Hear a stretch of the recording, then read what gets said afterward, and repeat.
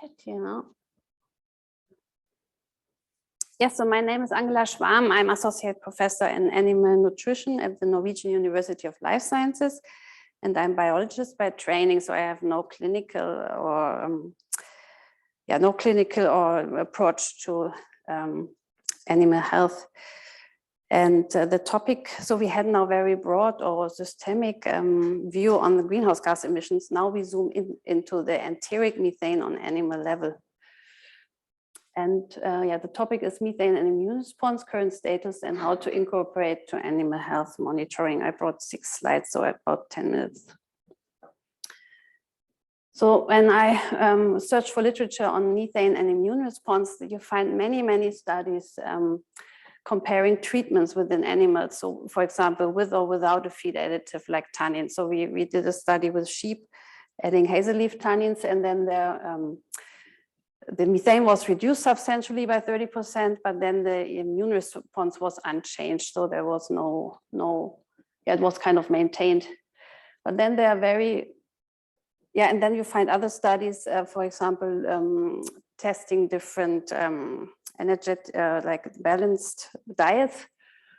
And then they, for example, measure immunoglobulin concentration in the blood or somatic cell count. And then happens that low methane emitting animals, so methane per milk or per dry matter, they show a higher immunity, so higher immunoglobulin concentration in the blood or a lower somatic cell count.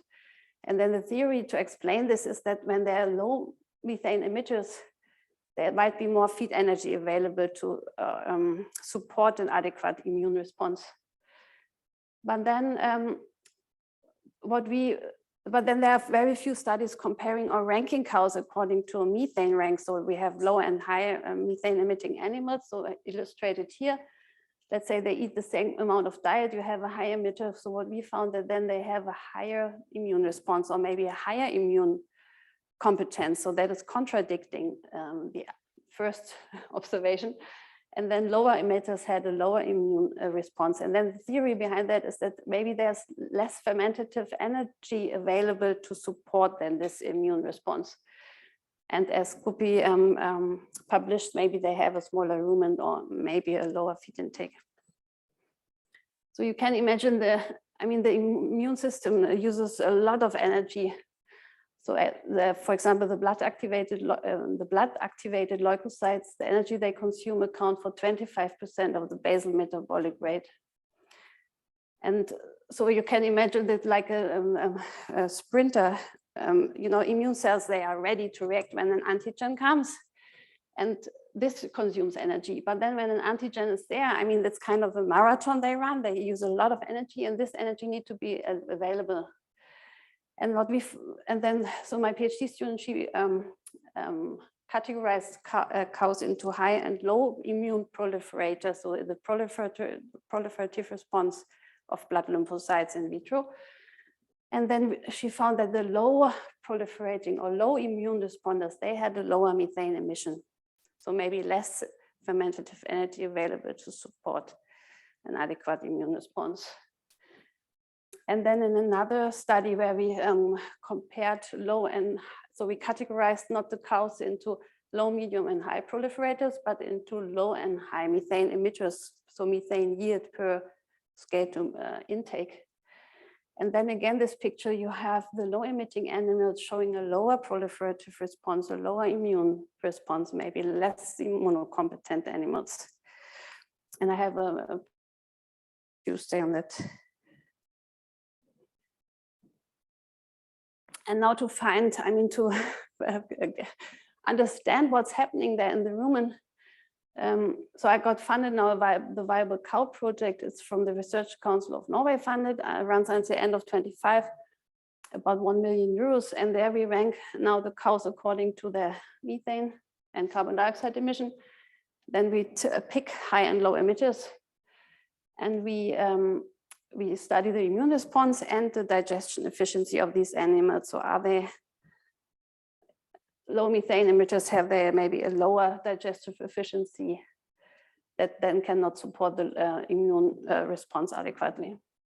And then from these low and high emitters, we will pick some, and we will do a Raman swap experiment. So we take the Raman content, the 100 kilo from the low emitter to the high emitter, and from the high to the low, including omeson washing, so that there no microbes can wash back. And then to understand if the methane category swaps back to the original or not.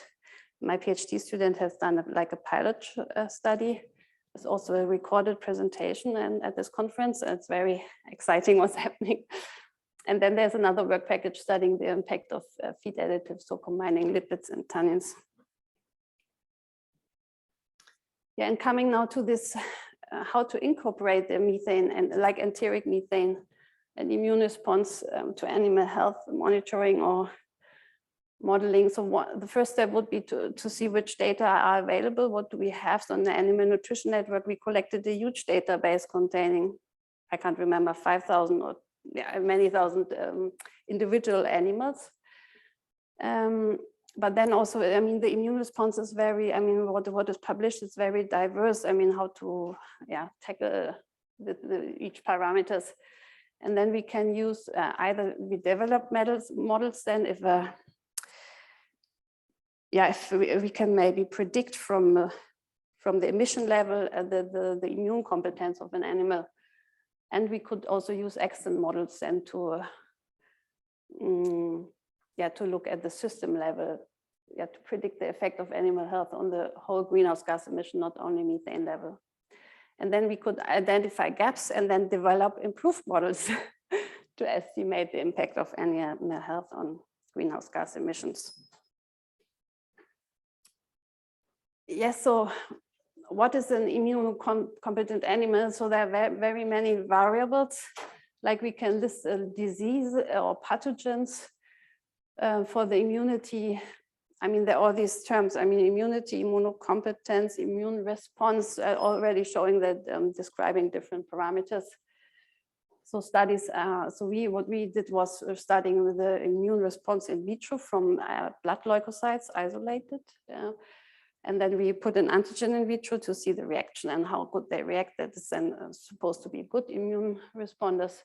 Or immunoglobulin concentration are given in papers, somatic cell count, or maybe the egg count in feces, the parasite load.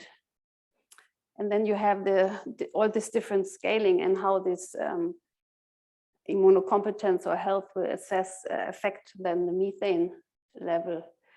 And is maybe the YM changing with disease? And if yes, how?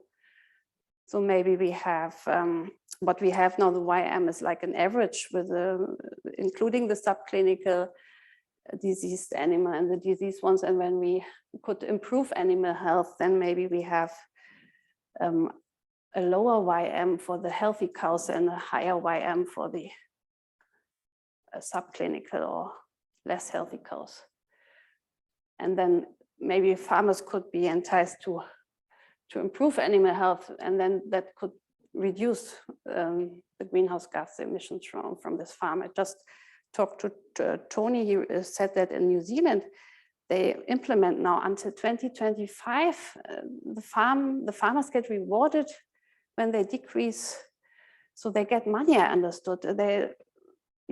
So they get rewarded when they reduce emissions and when they implement like feed additives to reduce emissions. And he said it's a big administrative effort from the federal municipalities, and they need now the next 3 years to get it ready to start.